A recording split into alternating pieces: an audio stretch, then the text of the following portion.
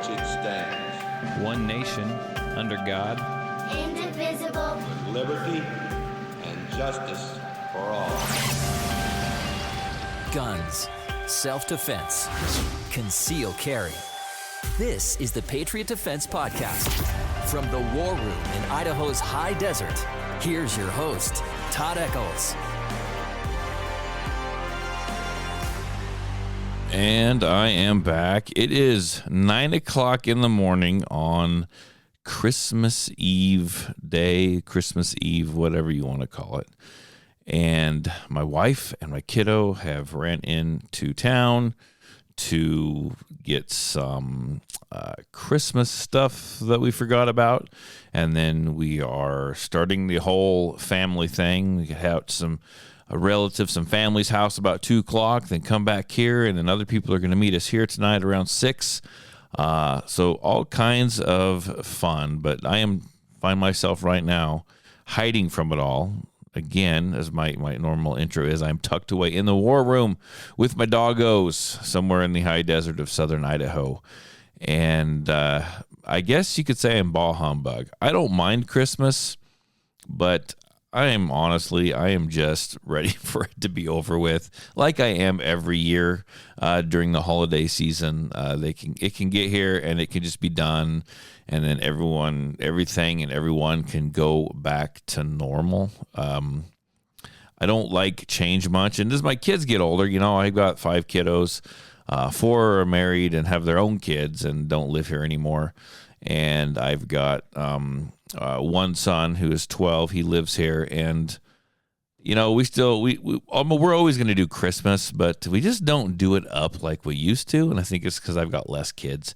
And honestly, before someone jumps in here and says, "Oh, you need to have it for your 12-year-old," I don't know that he really cares. I mean, he's a kid. He likes Christmas. He likes some gifts and whatnot, and the food. And other than that, he's just. I don't know. He's pretty practical, low-key kiddo, and so we don't have to do it up, real big. Not as big as I used to, or as we used to, which wasn't big for most people, but it was big for me. And it needs to be over with. Tonight needs to come and go, and tomorrow needs to come and go, and then hopefully schedules can straighten out again, and everything can get back to normal like it should. That's kind of where I'm at on that. So, bah humbug me. I've just been spending, it's been nice enough. I've had a few classes here or there, which have been kind of fun, kind of different.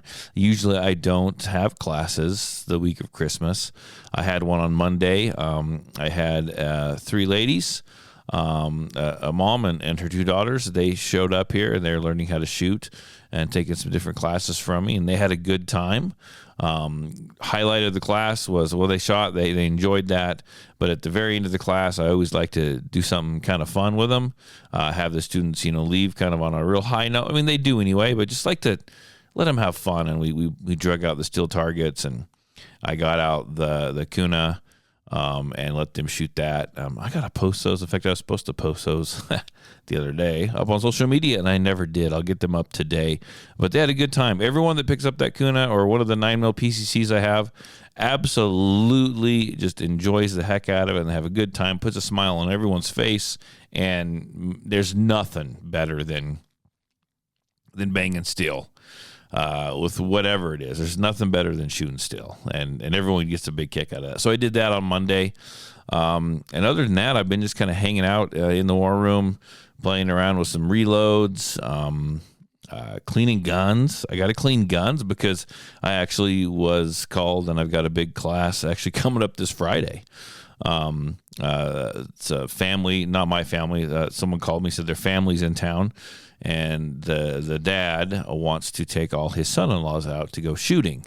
And so they inquired about coming out here and taking kind of a last-minute class, kind of have a good time type of thing. So they will be out here Friday morning at 9 a.m. Fingers crossed the temperatures are good, or at the very least, fingers crossed there is no wind or rain.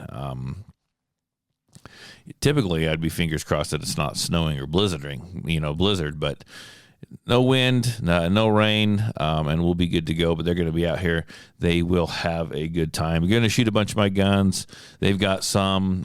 It's going to be a good class. So lots of drills, lots of other fun stuff going on with that. So that is kind of odd for Christmas week. I'm usually not that busy, but we usually have snow, and it's usually not, setting record high temperatures of, I think we were like 55, and I think the other day about just up above us in Boise, I think they were like 65 degrees right before Christmas. Like that's wild. That doesn't happen around here. So I'm banging into stuff.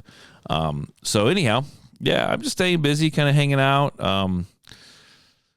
Just kind of getting ready for classes. As I get ready for these classes, we've had a lot of these strong winds. And today's show is just going to be me rambling a whole bunch. So, but as I get ready for classes, I have to go out and I have to set the range up. And call me cheap, call me what you will, but it's not super cheap for me to purchase. And it's this cardboard target backers. And typically, if I know it's been windy or going to rain, I'll go outside and I'll unstaple those from all the target stands and put them somewhere dry. Because even if they get a hole in them, I still put up, staple targets up over them. But once they get wet, and then the wind rips them down and they blow away, and it's the last I see of them. And I just put these ones up, and I was doing this, and I was thinking, there's got to be a better way, a better system for target backers. And I was talking to a guy that comes down here, Bill. He comes down here from the Burley Rupert area, and he goes out to the Rupert City Complex range. And he says they use, for their target backers, and they can leave them up for a long time, they use old like conveyor belt type stuff, belting, and they screw that into place, and they're able to staple targets onto that. So I'm kind of considering that, because I go through an insane amount of cardboard, and it'd be really nice. And you shoot those belts, and they're kind of, to a certain extent, they're kind of self-healing over time. And it might be a pretty cheap option, something I can mount up in place, and I don't have to replace all the time. That, or a little more of an expensive option, would be, I was thinking about those rubber mats they lay down in the back of horse trailers. They're pretty heavy, so I'm not sure how my target stands would hold up to them. I know a guy, this Bill guy, he actually uses one of those, and he shoots the heck out of it, and it just holds up really, really, really well. So I got to go, and I got to find out what that one of those costs, and kind of weigh out the what's it going to cost versus cardboard, and do I want to give it a whirl, and is it cost effective? Now, I've had people, and he could be listening to the podcast, talk about, I forget what they're called, but they're these targets that are shaped in like a humanoid silhouette shaped targets, and they are the self-healing targets. And he was wondering why I hadn't used those before. Well, a lot of it's because people like to take pictures of their targets. They like to take pictures of their paper, and so I didn't want to just get those and shoot at them. And another reason is because they're not cheap. And I have got 14 shooting lanes, plus I've got 1, 2, 3. I have 4 what I call roaming targets. So I have the lanes, and depending on what I'm doing, I will move these roaming targets around. And I've got, so 14, 15, 16, I got 18 of these buggers. And to go and purchase one of those, quote, self-healing targets is kind of an expensive endeavor. And I know that they will hold up to the average Joe shooting them. But as many people as I have here shooting these targets, would they actually hold up? If they don't, that's an expensive deal. I looked them up at one point, and they were pretty spendy. So I might try to get away with the cheaper, kind of the same thing, but a cheaper version. Got to get my hands on some rubber conveyor belt, or just something like that. So anyhow, I've got to get that figured out before I have to order more cardboard, because that cardboard is kind of spendy. So anyhow, just always trying to improve, make things better, make things cheaper, make things easier. That is the name of the game. Now, everyone knows I got that Springfield Kuna, and I got a new optic ordered for it. The order is placed, and I bet you I see it by Friday or at least Monday of next week. So I'm pretty excited to get that mounted up. Now, originally, my design thoughts on that was I was going to put a suppressor, which I'm still going to do. I haven't gone down that rabbit hole yet. I hear the ATF is closing down, shutting down the portal or whatever it is on the 26th. I don't know for how long, but to get stuff straightened out with suppressors and the no tax thing and all that. So by the time I get in there to get a suppressor, it may be quite the wait. But the suppressor is probably, I don't know, it's probably going to be next on the list. And I think the one, I got to go talk to someone about suppressors. I had a guy that knows some stuff, and he was telling me about the Huxworks 9K flow-through can. So I got to go look at that. I don't know much about them. I don't want a big, long one. I want kind of a short one, do its job, sound cool, that kind of stuff. That's what I'm after. Now, the next item of business for that gun was going to be a Nexus Evo lower, and I still plan on doing that because I want to change out the trigger and get a little bit nicer trigger in that thing. Now it comes with the option of installing a Atrius or some kind of TRT trigger in the super safety or FRT trigger in the thing, and legally I can do that, and it's fun. It really is fun. I don't know if I'm going to end up doing that or not. I haven't decided yet. It's tempting. It's really tempting, but I don't know how practical it is. Now, if I'm going to train with the thing or run the thing, it probably wouldn't be with that, obviously. It's just a waste of ammo.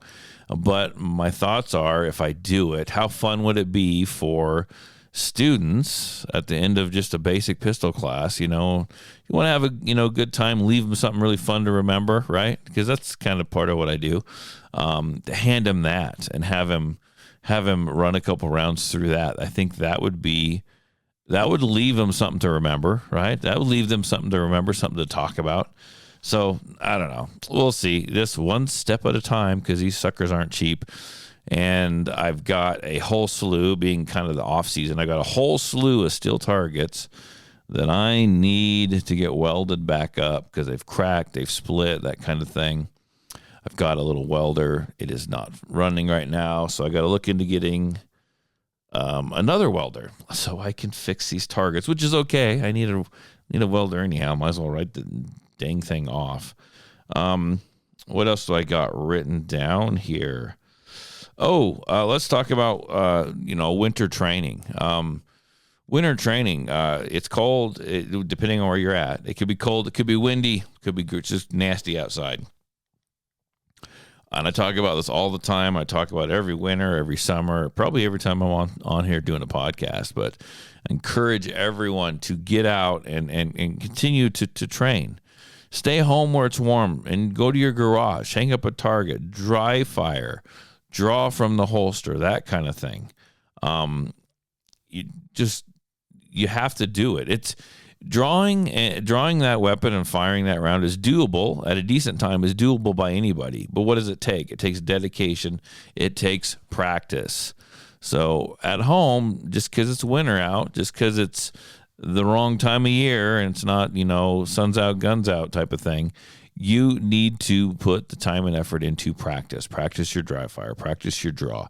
Practice all that stuff. Okay, you might as well. I'm sure you can find a little bit of time.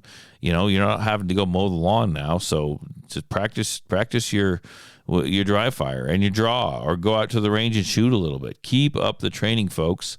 Right? There's all neural pathways and muscle memory, and you want to be able to react in the time of a situation. You want to train yourself on how to perform, but you got to keep up the training. You got to keep up the work. You got to keep up that muscle memory. So I just wanted to jump on here and kind of remind people, don't just stop for 2 or 3 months. Get out, keep going, keep doing. It's the only way you're going to improve. It's the only way that you're going to get better. Now, I want to talk about something coming up that you might possibly hear in future podcasts. And it's going to sound like I'm whining and I'm complaining, and I'm really not. It's just something I've been thinking about trying out. And if it doesn't work out well, I will discontinue this. But what I'm thinking about doing is I do this podcast. It does not cost much money to do this. I bought the equipment. I bought all that stuff, right? And I like doing it, so that's why I keep doing it. It does cost a fee every month. It costs $40 every month to Libsyn, the company that hosts all the bandwidth and takes the shows that's where I upload the shows to, and takes those shows and organizes them and puts them out to all the different places where you can find the podcast, the YouTube, the Spotify, the Apple, I don't know, wherever it goes. I'm not even sure where it all goes. But it's the place that hosts those, right? And it's the place that I buy bandwidth from every month. And it's about $40 a month. Not much at all. But you know what? It adds up, right? This year alone, actually, it is going up. I think it's going to go up to right around $45 a month. $5. I think $5 is not much. But you know what? I'm not making any. I mean, people come and take classes because of the podcast, but I'm not generating the podcast itself. Isn't generating an income stream. Right now, it used to be the point of a podcast, which everyone does a freaking podcast. I know that. The point of the podcast was you would get enough listeners. You would maybe possibly get some sponsors, and you play their ads and do their ads and stuff on your podcast. Like that. That is a thing. That's what big successful podcasts do. This is not a big successful podcast. I enjoyed doing it. It is not huge. It was once bigger than what it is now, but that's my fault. I dropped the ball. But I have the option now. It used to be you had to have so many followers before this option was available, but I possibly have the option to run some ads in the podcast. And I don't know how that's going to look. I got to dive into that and decide if I want to do that. But it's been presented to me that I could do this. How many ads are they going to run? I don't know. How many, how far apart are they going to run them? I don't know. And if they run ads, then I get a little kickback for having them run ads in the podcast. Which means what? Which means I may have to have a longer podcast, right? And if it benefits you, and it would benefit me, because the longer podcasts I do, the more ads they could put in it, and then you guys are happier, and all the way around, it's a win-win. So I'm really thinking about trying this, and I don't want it to take away from the podcast. I'm just giving you the heads up, because I think I'm going to think on it for a few more days. And if I do this, it'll be like a trial run. I'm going to see how it works. I'll re-listen to the podcast. I'll find out how they stand. I'll find out what they're advertising, first of all. Like, I don't think you guys all need to be, I don't know. I don't want any anti-gun stuff in here or anything like that. So I don't know what they're advertising. So next time you guys tune into a podcast, if you hear some ads and you're questioning, just know I talked about this. I'm trying it out. If I don't like it, I can unsubscribe from that. I can discontinue that option and that service. But, you can't blame a guy for trying to make a buck or two. We all live in the same world. It is not getting any easier, any cheaper to survive year to year, month to month, day to day. And you guys know that. So I'm going to try this. If it doesn't work out after a couple weeks, I will discontinue it and will not do that again. And we'll just go back to the regular old podcast. So just giving you guys the heads up as to kind of what I'm thinking about doing. So if you hear that, that's the reason why. Now, I have wanted to talk about one more thing, and that's carrying a gun with a loaded chamber. Now, I've talked about this before. In fact, I've talked about all this stuff before almost. everything that I talk about on this podcast, it's been repeated at one point or another in one of my other mini podcasts. Okay. I believe, does it say? I thought I saw how many podcasts I had the other day. I think, I don't have that number in front of me. I should have saved it. But let me look here. Now I got to look. You guys made me want to look at my podcast numbers. If I can find them, I'm really curious now how many podcasts I've done or listed. Now, I know a lot of you have gone on here, which I absolutely love, and have listened to all the podcasts offered, that I've offered. And let's see here, log in.